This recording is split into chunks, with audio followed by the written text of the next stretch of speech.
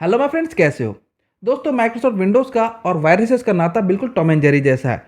अक्सर ये सवाल किया जाता है कि माइक्रोसॉफ्ट विंडोज़ के अंदर एक लाइसेंस एंटीवायरस होना ज़रूरी है या फिर विंडोज़ का डिफेंडर ही काफ़ी है इन सब वायरसेस से लड़ने के लिए। आज हम इसी टॉपिक पर बात करने वाले हैं। दोस्तों, मैं हूं रवि राउत और स्वागत करता हूं आपका टेक्नोलॉजी में। तो चलिए आज की टेक्नोलॉजी शुरू करते हैं।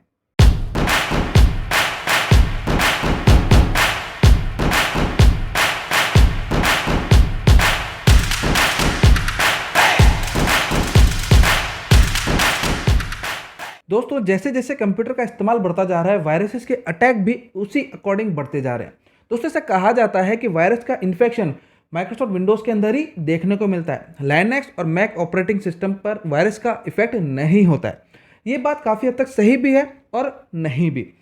दोस्तों, ये तो आपको पता ही है कि माइक्रोसॉफ्ट विंडोज़ का इस्तेमाल तकरीबन वर्ल्ड वाइड 90% डिवाइसेज़ के अंदर किया जाता है। और जब इतनी मात्रा के अंदर यूज़र्स माइक्रोसॉफ्ट विंडोज़ का इस्तेमाल करते हैं, तो ऐसे में टारगेट हमेशा वही लोग बने रहते हैं जो कि इस विंडोज़ का इस्तेमाल कर रहे होते हैं।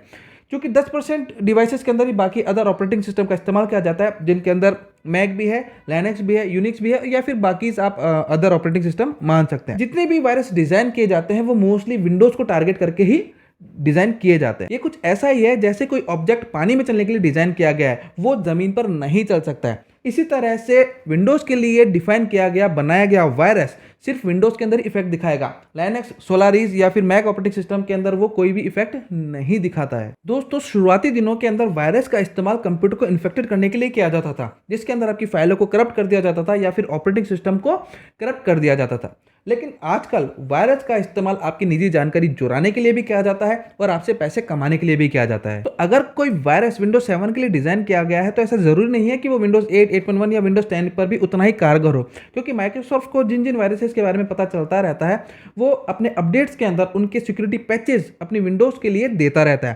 तो इसलिए ऐसा हो सकता है कि विंडोज 7 का वायरस विंडोज 10 के अंदर इफेक्टिव ना हो। लेकिन अगर कोई वायरस विंडोज 10 के लिए डिजाइन किया गया है, तो वो विंडोज 7 में उतना ही इफेक्टिव हो सकता है। क्योंकि विंडोज 7 का सपोर्ट अब बंद हो चुका है और उसके सिक्योरिटी पैचेस अब माइक्रोसॉफ्ट आपको नहीं देता है।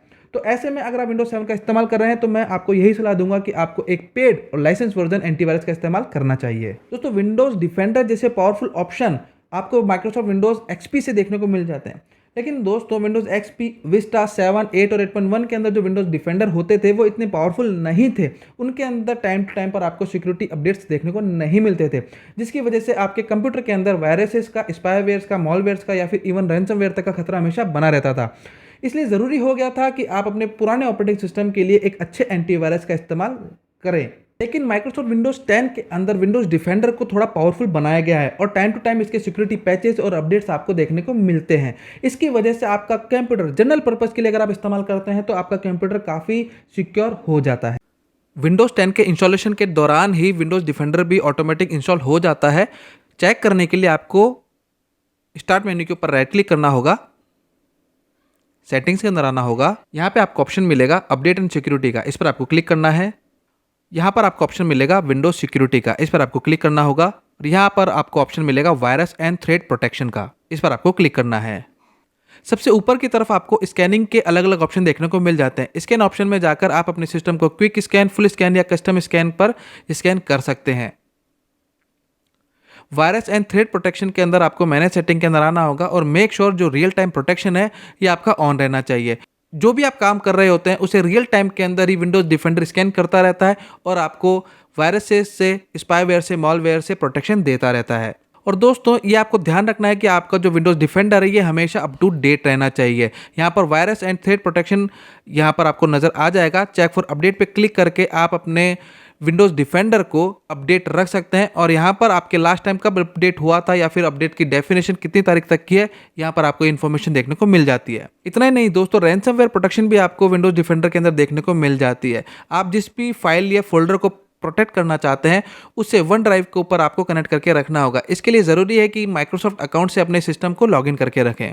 दोस्तों, जिस भी फोल्डर को या फाइल को आप वायरस के लिए स्कैन करना चाहते हैं, उस पर आपको सिंपली राइट क्लिक करना होगा और ऑप्शन आपको मिल जाएगा स्कैन विद माइक्रोसॉफ्ट डिफेंडर, इस पर आपको क्लिक करना होगा। और उस पर्टिकुलर फाइल या ड्राइव के अंदर अगर वायरस होगा, तो उसको ये विंडोज डिफेंडर क्लियर कर देगा। विंडोज़ की इंटरनल ड्राइव्स को या फिर आपने कोई पेन ड्राइव या यूएसबी हार्ड ड्राइव लगा रखी है, तो उसे भी आप इसी तरीके से स्कैन कर सकते हैं। तो दोस्तों बात आती है कि माइक्रोसॉफ्ट विंडोज़ 10 के अंदर इनबिल्ट एंटीवायरस जिसे हम विंडोज़ डिफेंडर के नाम से जानते हैं, क्या वो इतना पावरफुल है कि वो अकेला ही हमें वायरसेस से, स्पाईवेयर से, फिशिंग से, इवन रैंसमवेयर तक से प्रोटेक्शन दे सकता है?